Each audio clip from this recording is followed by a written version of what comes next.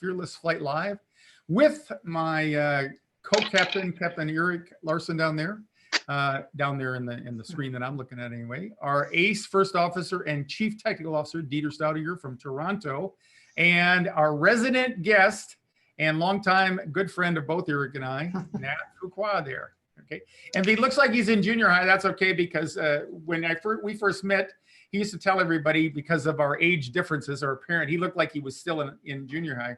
He said that I recruited him at a high school day. So anyway, he's been blessed with the fountain of youth, apparently. So we're gonna blind him for just a minute and get into the show, and he's going to come back and we're going to talk about some fun things about training and flying big airplanes. So welcome again. As I said, the first thing we want to do is let you know that you're in the right place if you're afraid to fly, or if you know somebody who's afraid to fly, or if you just want to hear pilots tell a bunch of lies like we're going to do tonight. We never let the truth get in the way of a good story, it's said. And the next thing we want to do is remind you about our Facebook group called Fearless Flight Birds of a Feather. That's a group. We're pushing 500 now, or we may have passed it actually. No, we're at almost 600 members, Ron. Holy 590 something. So good on all of you. That's fantastic. And we still provide a lot of mutual support to one another. It's kind of like formation flying, mutual protection and support. And come on in, drop by, introduce yourself, join our group, and let the games begin. And then for tonight on our agenda, we've got first I want to say thanks to all of our donors last week, and thanks to Jim Duke, who started it all off, being the guy that he is. Keep those cards and letters coming. We can use all the help we can get in these times. And you can see it's not below me to beg, but we really do have some big things planned, and we want to keep this ship afloat. The poll question tonight: what have you learned about yourself from the COVID-19 experience so far?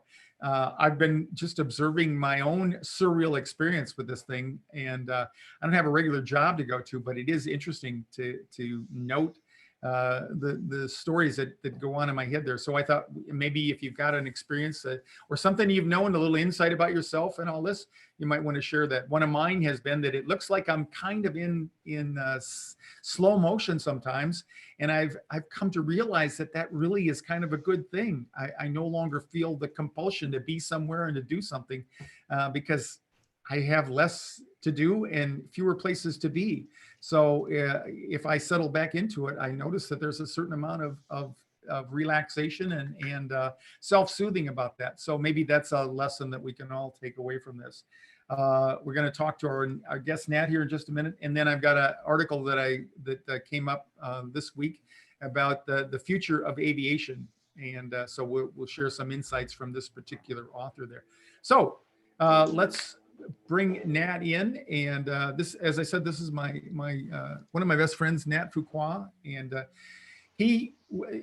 when we first met, we hit it off right away, and he joined a group that I was in at work, my work in human factors, and he became one of our facilitators, co-facilitator with me, and we worked with pilots and actually flight crews in general, trying to improve the communication and the sense of team building on the flight deck or in the airplane, because what we found was historically, which still pretty much exists today, is while we don't have many accidents in aviation, when we do, about 2/3 of the time, it's related to some form of human factors. And because we as pilots are the last ones in the chain of the events leading up to the accident, oftentimes we were involved in it in a more active way. So that's where I met Nat. And we took off from there. He was nice enough to let me beat him repeatedly in racquetball when we first started playing. We played a lot of racquetball, but I noticed it kind of irritated me in a way, because the older I got, the more he took delight in beating me, till I finally had to quit to save what little ego I had left there. So, hey, Nat, thanks for showing up tonight. So, we lost your audio. Talk to me. Well. Now we got you. Now we got you. Oh, good. Okay. Good. All right. I lost your picture, but I can see there. Everything's wonderful. All right, Thanks for cool. having So I was just lying about how I used to beat you all the time in racquetball there. So anyway, hey, Not such a stretch. so Such a little bit about it. So how long you been flying? Virtually in my entire adult life, to be perfectly honest. Yeah, and And, you were one of the few people that got hired really, really early, comparatively speaking.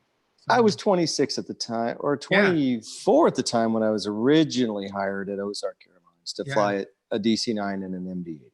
Yeah. So you, And- like me, you came when we met prior to our meeting. You had been at another airline. You were at Yes. Ozark. I was at Frontier, and we were kind of sister airlines in a way. We both had the same kind of regional service that we did. Absolutely. Eric, and Eric, of course, is with us here. Eric, just a thought that I had. Did you came from the corporate world pretty much, didn't you? Before I did. Northwest? Yeah. And we've talked a little bit about that. So anyway, okay. So how many hours have you got, Nat, would you say? In the vicinity of 25,000. I haven't counted them up exactly lately, but that's about right. Okay. And unlike me, who apparently wasn't smart enough to fly anything but the 737, I did that for about almost 27 out of my 30 years. I flew the 737. You have flown quite a few airplanes, right? In your career. Indeed. I've been blessed with quite the menagerie of aircraft types, and I got to say the 737 was probably some of my favorite flying. I was probably at my best to some degree when I flew the 737 for Yeah. about 12 years. For me, the 7.3 it's small enough to still feel like an airplane, but big enough that you can say you fly an airliner. So Absolutely. and that kind of leads us into what I really wanted to have you talk to people about is the training, and this is kind of a specialized training. So you just moved into I'll let you introduce it. Boeing 777 / And if you're cool, you call it a 777. or just the triple. The triple. Okay. Come on, So that's everybody out there, you've been let into the inner circle there. And so what does that mean when you because it's not like you never flew before, but they had to send you to school. So when did you start training? You're just fresh out of training. January 14th, but who's counting? That Yeah, was the yeah. day I started, Valentine's Day. And can you just give us a synopsis, like what's that like? What's the program like when you from start to finish? Well, we started off with a couple weeks of ground school where in the old days, we used to all sit in a classroom style, 10, 20, 30 of us, and listen to an instructor go on about the systems and such. This was a much different situation. We were paired with another pilot. Fortunately, I had a first officer who was ready to go also for the same plane at the same time. So we were paired up together the whole way. And it was So they make you a crew right out of the gate there. Right out of the gate. So we Okay. sat with an instructor for a couple of weeks and he talked all about the systems of the airplane and asked us what we knew and what we had studied and taught us how they work, why they work, when they don't work, and what to anticipate going into the simulator training, which was another. And when in that first couple of weeks there, you also use CPTs and stuff, right? You tell them cockpit procedural trainers, which is Okay. kind of like a virtual cockpit, if you will, where there are actual switches there that do light up and come on when you press them and stuff. And some are just pictorials of parts of the cockpit to give you an idea of where they are in relation to everything else. The reason I asked that is because one of the things that I've talked to people about, I go back to my original days in pilot training over here at Willie. We didn't have any of the cockpit procedural trainers to the extent that we do now in aviation, but we did have, we would literally sit at home in our chairs. We called it chair flying, and we would virtually put our hands where the switches were in the airplane, because you literally don't have enough time in the airplane to practice that. It's you're burning fuel and putting time on the airplane. And now, even though we have simulators, they don't even want to waste simulator time on you for that first 2 weeks, right? It's just like they have the cheapest devices that they can and the most realistic ones. And so that's Absolutely. what you do. And so I've told people, you know, that's one of the remedies that I have for people who are afraid to fly, is to actually build up their own version of chair flying. You know, okay, here I am at the airport. I'm boarding the airplane. What am I doing? What am I seeing? Things like that. And it's a way to create that thing. So anyway, okay, so a couple of weeks of training on the CPTs and with your instructor. Mhm, Do you keep the same instructor then when you move into the sim? Oh, no, you get a No. new guy for that. Okay. And he's usually a retired guy who flew the airplane and knows more about it than I ever probably will. But he takes us from having never flown it to our first 5 flights, just to get us acclimated with the way it works, basically heading, airspeed, and altitude, and just to get the idea of the feel of the airplane. Yeah. And teach us. We do go through some emergencies, and plenty of them for sure, but he just gets our feet wet for us for the first 5 days. Yeah, and again, for anybody out there who's not a pilot, that's a process that we've done since the beginning of aviation. When you first fly an airplane, you get into it and you feel what the airplane feels like. Because even though it's flying and the principles of aviation and aerodynamics are the same, every airplane has a different feel. And it you know, there's things called trim and control pressures and all that. And so that changes. So that's the first part, before you even start doing anything with emergencies or trying to land or anything like that, right? So, Absolutely. Absolutely. and I had another friend who was ironically was going to be here tonight, and he was going to describe recurrent training. He's going to come back in the future. But one of the things I was going to contrast is the difference between this is a type rating type training that Nat went through, and I'll have him explain what it means to get a type rating here in just a minute. But when you do this, so you first get to use it. In any airplane, you learn how to fly the airplane before you learn how to put it to use, like carrying people and cargo from point A to point B. So, okay, so keep going. Now, what you know, tell them a little bit about a type rating. What does a type rating mean? Well, it's a specific license to fly a specific airplane for a specific purpose. And in this case, obviously, it's a Boeing 777 to fly as an airliner for American Airlines.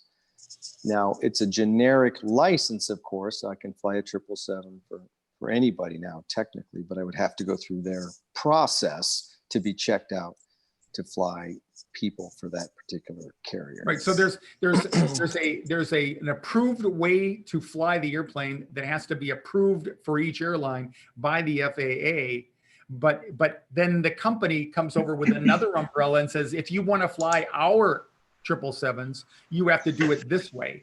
Absolutely. So, yeah. Absolutely. So if not likely, but if Nat were to pick up tomorrow and go be a 777 captain for United Airlines, he would have to go through more training, even though he's qualified in the airplane, but he would have to learn how to do it the United way. So we kind of joke about it in the sense that it's kind of like being in a play, and you have to know your lines, every line spoken at the right time. And if you don't know your lines, you don't get to be in the play. Yeah. So that's kind of like that's a thing that you know, when you talk to people who have anxiety disorders like fear of flying, one of the things is how to turn that into something useful. So there's a term called overlearning. So if I were an Olympic level athlete, I would practice and practice and practice so that I would literally move a lot of the skills that I would need for whatever sport I was involved in to another part of my brain where it happens automatically. Okay. So that's an advantage of using, but I'm still not going to perform. I'm still not going to set records in practice. I'm only going to set records in competition where I'm making use of that anxiety, but I'm relying on the overlearning so I don't forget what I showed up for. Right? Pure repetition. Pure repetition. And so that's why we in aviation, why we focus so much time on training, particularly with things that could be really demanding of your energy and your intelligence and all that, so that when you're faced with that, you've already done that so many times that it's relegated to another part of your brain. So now that it plays out automatically and you can stay much more composed in the face of that. So again, there's a real parallel I find between flying an airplane and being a passenger who's trying to learn how to relax in the back of an airplane. And that's why we go back to whether it's chair flying as a passenger sitting in my house, thinking about all the sights, sounds, and sensations, or whether it's Nat learning how to fly in the simulator, we're going through the same process. We're trying to relegate that level of anxiety and consternation. So anyway, keep going. Nat, we have actually a question, and I'm not sure if you want to take it now or you want me to wait. So basically, the question is, how does the ride in the 777 or the triple, how does it compare to any of the other airplanes that you have flown? And you've flown a 737 as well, right? So you can compare that. Yeah, Nat, I got a suggestion. Just we're in the sim. Take through the rest of training, and then focus on this when you talk about your first landing, because that was really an interesting experience. Yeah, absolutely. Yeah, and you'll get it there. When we got in the simulator, I felt like I was sitting on top of an airplane, getting ready to take off. And And that's just from the sim. Yeah. Oh, just in the simulator. Absolutely. And it's at night, so your perception isn't so great. And it felt like I was trying to maneuver an apartment building compared to a regular airliner, if you will. So it was just mass management straight away, just a big old, nothing happens quick in the triple. You do everything slow. You taxi slow, you turn slow, you push up the power slow, you reduce the power, you do everything slowly, smoothly as possible, so that the sensations are imperceptible to as many as possible. So that's kind of my goal is, you might pretend that there's a glass of water sitting on the dash and you're just trying to keep it from spilling everywhere you go. And it's really the easiest thing to do in a 777 because it's such a big, stable platform and it's wonderful to fly. I mean, I was truly surprised at how stable it was. And I don't want to say easy to fly because everybody will want to do it then. Yeah. But I can't say my first landing was pretty firm, if you know what I mean. I thought we had a few more feet to go when impact happened, and it hurt. It physically hurt. I landed so hard in that simulator, and that was kind of embarrassing. I'm sorry, keep going. I can't imagine how freakish that looks the first time. Oh, the height above the like when you're in the landing attitude, I mean, how you're still what, 60 feet off the ground or something like that? Yes, yeah, it's about right. That's about right. And the wheels are touching. Yeah, and there's an automatic audio readout that says 50, 40, 30, 20, 10. And when they said 50, I thought we're at 150 and it's not reading correctly. It can't be correct because we're way higher than that.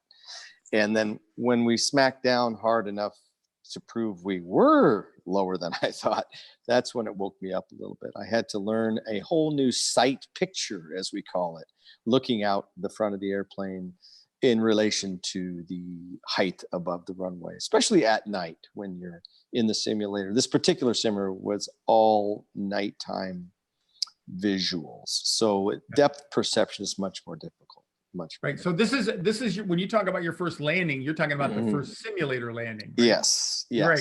Not in the airplane. Because when do you get your first landing in the airplane? For real. With about 300 people on the airplane. That's when you get your first landing in the airplane. Yeah. So because of the state of the art of simulators, they're called full flight simulators. You actually get your type rating, which is, as Nat said, it's a special certification for a special type of airplane. And not, I don't need a type rating for a Cessna 172 per se. I need a type rating if the airplane weighs more than 12,500 pounds. And so, and what is the 777 weigh? The bigger one weighs in right at 777,000 pounds. It's the easiest number to remember. And relating to the question from the listener, I can say maneuvering a 777 is akin to being in a pickup truck and then jumping into a semi and trying to maneuver that after being in a pickup truck. To me, that's the feeling. It's just a much more large operation. It's just larger. And one of the things that I was amazed when I first started flying with the airlines, particularly, was the hardest thing when you first get checked out is getting from the gate to the runway and then back when you land, right? And with the I mean, just like taxiing a 777, you have to kind of go way beyond where you think you should turn and then turn, right? So you have to develop a feel for that. Oh yeah, and there's actually a training video just on how to make a 90-degree turn in a 777 that they make you watch before they'll ever even let you touch a simulator and taxi that. So the answer to your question is yes. I was told the nose wheel was somewhere 20 feet behind me, if I remember right. Don't quote me on that, but it's that's just the nose wheel behind me. Yeah. So yes, we swing the airplane out real wide and make very wide turns, pretending you're basically in a semi in a parking lot. It's my thought process, trying to swing it around. Yeah. Absolutely. So talk a little bit about the when you get done in the simulator, you're actually qualified. You get your type rating right there at the end of the sim ride, and then what happens? What's training like after that? Yeah. Well, then we get to go fly the airplane. Yay! And we do it with an instructor, and the instructor teams up with me and teaches me everything they know about life in a 777. Now, for me, there was a big change because I was flying domestically for the previous 35 years. So now not only do I have a new airplane, I have new routes, a new base, new people, new faces, new everything, new operations area, which is a big deal because we have to learn where everything is there too. So our pre-flight was an hour and a half straight of very intense instruction before we ever made it to the airplane. And so I was exhausted before we even got started. No, just kidding. And your first flight in the airplane with a check airman is going to be with revenue passengers on board. Right? Absolutely, 300 of them, and we went nonstop from Dallas to Tokyo. Not Haneda, but Narita. Went to Narita, Tokyo. It was 13 hours and 15 minutes one way, and we had 4 pilots. And what's that like? 4 pilots, yeah. So 4 pilots, can you describe how you use all 4 pilots? Absolutely. Well, the instructor sat in the right seat. I sat in the left seat, and he taught me everything he knew, of course. And the 2 relief pilots, as we call them, were sitting in the cockpit with us on takeoff and helping in every way they can. It's wonderful because you really have a group atmosphere where 4 people have input to making one decision sometimes. And you have a lot of help. And one guy could be, if something difficult comes up, one guy could be digging in his books, another guy could be digging in another book and talking about their experience with the same issue previously. So we can digest enormous amounts of information in short time, just the 4 of us, and come up with a very good answer to whatever it is dilemma we've come up with at the point. But you can talk about everything from I should say sometimes we can really digest small amounts of information, and big decisions and little decisions can all be digested literally in seconds because you're putting 100 years of flight experience together in one cockpit at one time. Yeah. And we work as a team. And you have everybody there for takeoff and landing. Is that true? Absolutely. Okay. Absolutely. Okay. Every time.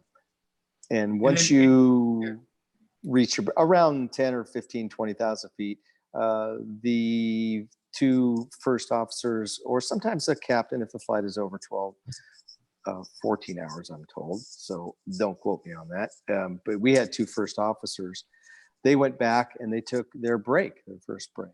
They came up about 2.5 hours later and relieved us. Okay. So you go in these 2.5 hour cycles where you work and then you go back and relax for a while. And I had always had these visions that international pilots were bored and they sat up there for hours and hours and hours with nothing to do. I had no idea. That's the farthest thing from the truth ever. Yeah. Very busy. You're constantly checking your position and notating it and documenting it. And we have several forms of communication we use to stay in communication with air traffic control and related facilities who need to basically monitor us, keep an eye on us, and make sure we're going where we should be going. And it's very intense and it's very structured, and there's no room for error. They're not clowning around up there. It's business. So I found that relieving in the sense I was never bored. I was working, and then after 2, 3, 4 hours, whatever it was, take a break and get something to eat, maybe take a nap, just relax. And when our break was over, I felt fresh and I felt relaxed, and I was ready to go back to it some more and do whatever work was next. I was pleasantly surprised at how much I enjoyed the long haul business. I was kind of worried about it. So how does air traffic control keep track of you when you're over the middle of the Pacific Ocean? Well, you report your position. Okay. And it's very detailed, and you have to be accurate with those details. And they help keep track of you. And the airplane also has the capability of sending information to satellites. We have what we call an IRS system, which we have as many as 10 antennas on our plane. So we have an incredible amount of redundancy, which means they never break. They're wonderful. And they keep very, very detailed track of our position. Do you have reports do you have, and I don't want to throw a bucket of worms in here, but do you have like ADSB on the newer airplanes? Okay. That's the term. That is. So I've talked about this for a long time ago. Probably you wouldn't remember it, but ADSB over the ocean, there's no radar stations, or not continuous coverage like there is over the North American continent, for example. So this relatively new system is one that, like Nat says, it reports to a satellite and then back to a ground station, and then people wherever they're located who are monitoring you. And my understanding is it's actually much more accurate than radar. Ever was. So they can much more accurately determine where you are from point to point, whereas before it might have been like within 5 miles or 10 miles. Now it's down to feet. And very accurate. So and that's why the reporting has to be so accurate, because if you're tracking and you're say you're having a bigger ground speed than you had before, and you're covering more ground, then they have to make sure that you don't encroach on the other airplanes in front of you or behind. Or that is the biggie. That is the biggie right there. Yeah, absolutely. Was there anything exciting on your first flight there, other than all of it for you?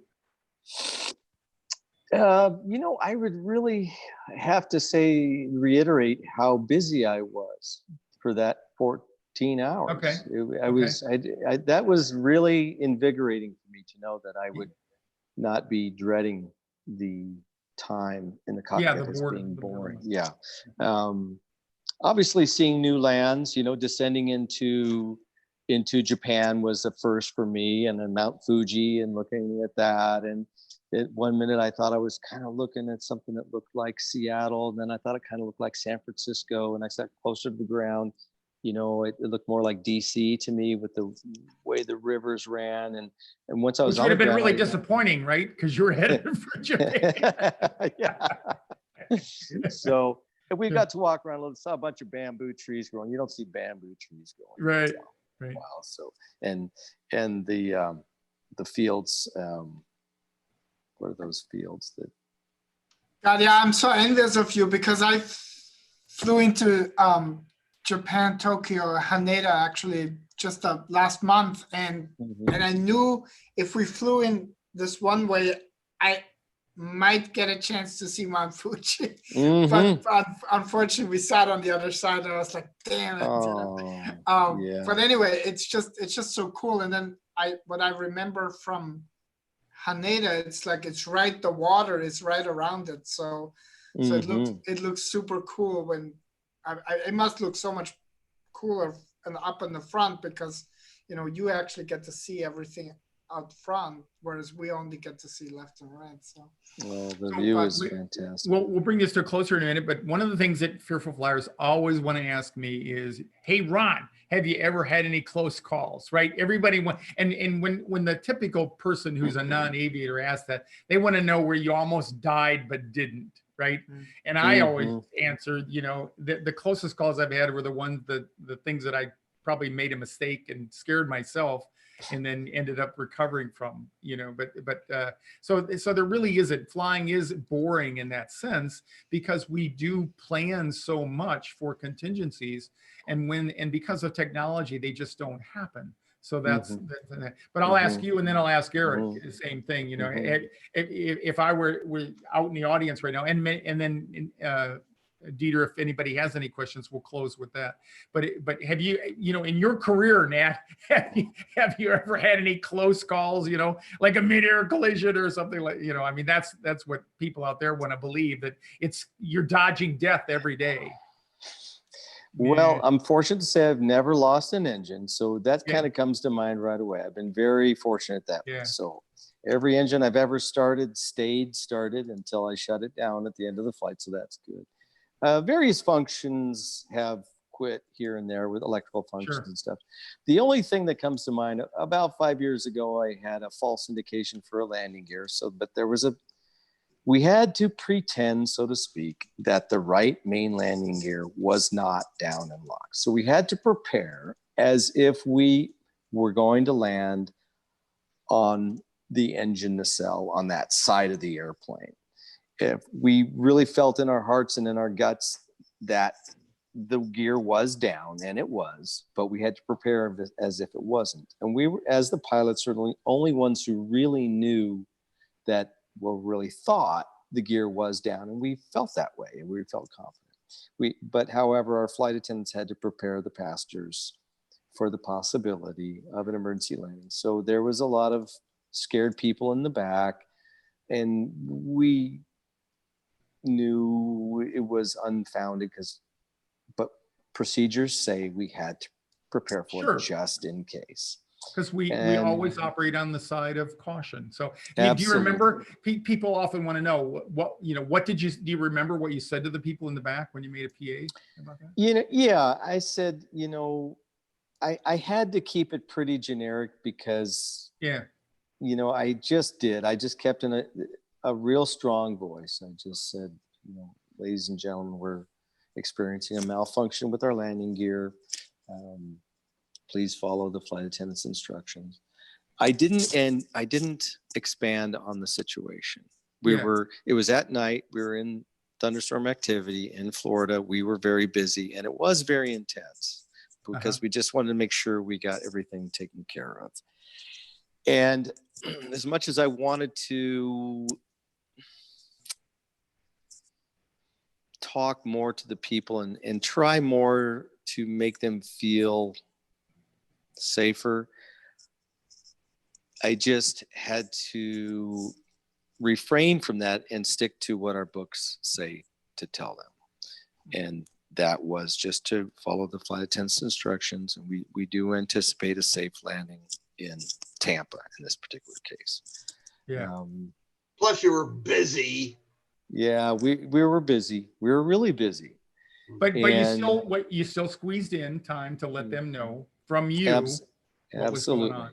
And obviously, if you wouldn't have had time, you wouldn't have done that. But that's a high priority. So absolutely.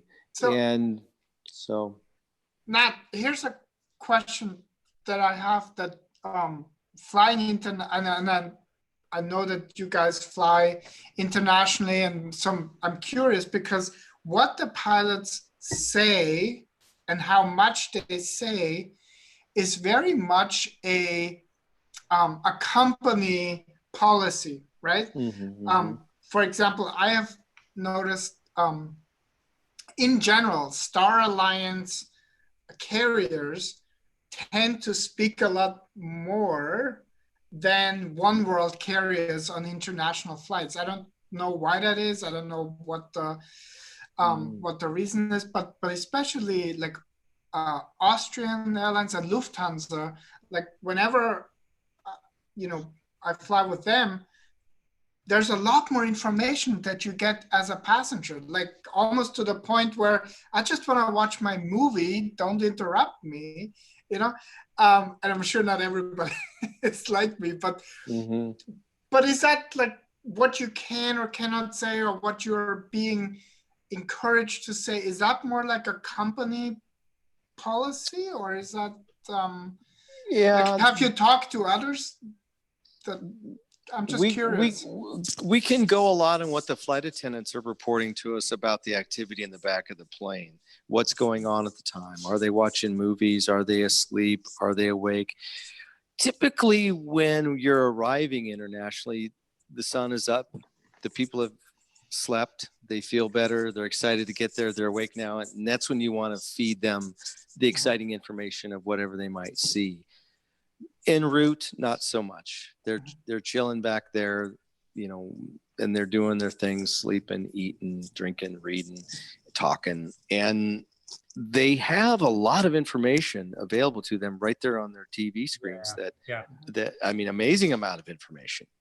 So I don't give that information anymore because it would be redundant. It's just how fast we're going, where we are, and this and that. I might say how much time we have left, even though it says it right there. It's an old habit. It dies hard. So sometimes the flight attendants are a wonderful cue on those things. They tell us, just anything about the sites we're seeing. When is a certain site coming up? Will we be able to see it today? Turbulence, that's a big one. Turbulence is the almighty discussion between all pilots and all flight attendants. We must be able to communicate when the turbulence is going to come, how bad it's going to be, and how long we expect it to last. That's always number one right there. And we have wonderful forecasts now that just in the last 10 years that are really good at predicting those things for us, all the way down to what altitude it's at, how long it's going to last, what type it is. And so that's a wonderful tool for us, a really wonderful tool. A technical thing, Nat. The 787 has a stability augmentation system for turbulence, I've read. The 777 have that? Yeah, absolutely. So absolutely. it'll actually try to dampen out some of the absolutely. It's thinking way ahead of what we would be able to act on, and it makes micro adjustments that are not even possible from the cockpit. Yeah. Let me go to Eric. Otherwise, he'll feel hurt if we don't let him talk. Not hurting me at all. I'm thinking now I'm going to double retire because we got a new movie star. Look at him hit this thing over the So anyway, Eric, have you ever scared yourself or had the airplane scare you? It's so strange when you brought that up. Like, and I was with a senior guy that the two of us know one time when we had an engine failure, and that didn't even enter my head. The thing that entered my head was, in both of you will remember this, in Sacramento, which has two parallel north-south runways, and they're long enough, but they're not huge. Asphalt was landed on 18 left in the 737 that we used to fly, the old gen, the Ansett, with those engines. Do you remember how high idle they were? Yeah. So I landed there at night, and everything was all fine. I was down a walking speed, but I'm too fast in this mid taxiway, so I'll turn off the end. And there's nobody behind us, so we're just going down at creep speed at the end. And I don't know if I guess I had started to brake from the walking speed at the end because we'd gone this whole extra distance. And there's in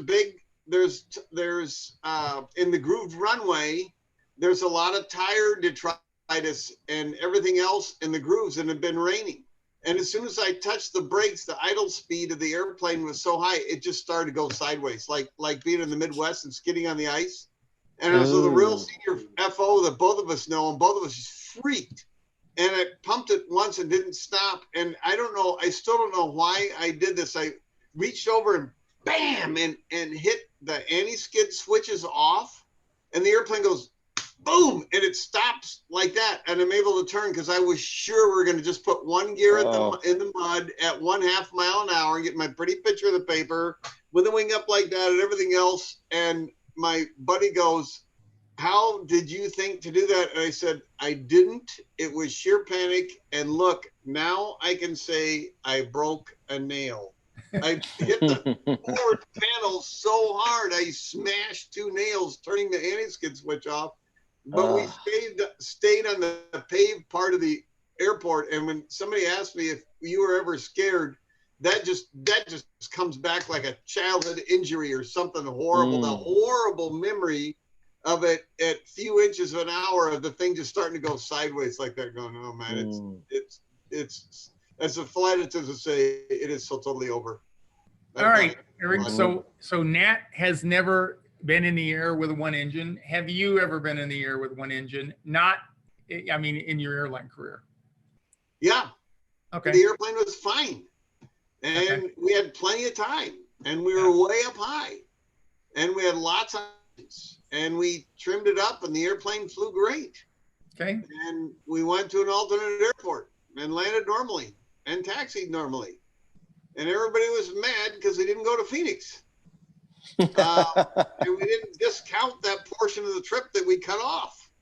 Yeah. And it was just, we had the luxury of time, and it was all smooth. There was nothing like that terror I felt where I thought I was going to slide into the mud in Sacramento at 1/2 inch an hour. The more unexpected it is. Yeah. The more unexpected it is, the more. That's the horror memory that I have, that I would go in a ditch like that. I have shut 2 engines down as a precaution, both in the military. I've never had to shut an engine down on an airliner, and even in the military, it was precaution so as not to damage another piece of equipment that we couldn't shut down without shutting down the engine. So I've never had any problem with the reliability. And the critical thing for those of you who've spent any time with us at all is the most anticipated thing that we practice for in the sim, or anticipated would be having an engine quit right after we pass the point where we have to continue the takeoff because we can't stop any longer in the remaining runway. And it's just so rare. I used to survey my peers when I do the recurrent classes, and in oh my gosh, 21 years there with those guys, it was, I never had anybody who had ever had that happen in an airliner. I did a couple people that had on light twins and things like that. So, hey, Nat, thanks a whole bunch for coming. And we didn't have to filter any of our language here like we would have if we wouldn't have been on in public here. We wouldn't have a problem, but it's a miracle that we never let an F-bomb fly while we're live. And I really don't know why we have not. Yeah, and I'm seriously, and I really want to congratulate you. You know how I feel about you anyway, but the fact that you got to fly the big equipment is really cool. And it's a privilege and an honor to be an airline pilot and to stay an airline pilot. And I've been very, very blessed with not only a great career, but great friends, including yourself, Mr. Nielsen, and yourself, Mr. Larson. Yeah. And I don't care what any of your relatives say. I think you're really a pretty good pilot. So. Right. So that, unless we have any closing questions or anything, Dieter? No, there were just a couple of comments and stuff like that. But it's just, I think everybody really appreciated having, 3 different pilots and just getting all the different. And one real pilot. And a real one, Eric has joined the ranks of those who play a pilot on TV now. So yes. Anyway, congratulations. So thanks everybody, Mr. Larson. and keep coming back. We'll be back next Tuesday night again for Fearless Fight Live. And thanks again to everybody, Dieter, Eric, and thanks again, Nat. And we'll see you next week. Adios. Adios. Thanks. Good night, everybody.